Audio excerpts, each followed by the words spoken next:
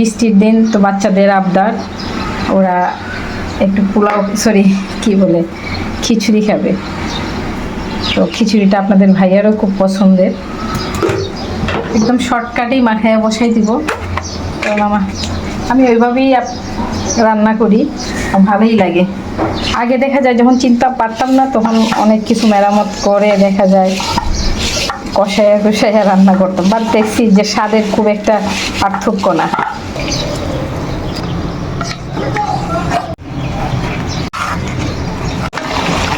পটল দিয়ে চিংড়ি, এই ছেলেটা স্কুলে আজকে বৃষ্টির জন্য যেতে পারে নাই, আর কিছুক্ষণ পর পর এসে ডিস্টার্ব করতেছে আমাকে। বললাম যে যতক্ষণ পর্যন্ত স্কুল ছুটি হবে না ততক্ষণ পর্যন্ত তুমি পড়ার টেবিলে বসে থাকো। সে এখন পটলের চিংড়িতে পটল দিব, এই জন্য ওর পছন্দ না, ও সবজি কোনো কিছু খেতে চায় না। মাংস রান্না করবো এখন। এই তো বাবা, তোমার আপনি চিংড়িটা রান্না হয়ে গেলেই তোমার মাংসটা বসাই দেবো। আমার ছেলে শুধু চিকেন, তার চিকেন শুধু। চিংড়িটা আমি ফ্রিজে একটু কষিয়ে রাখছিলাম।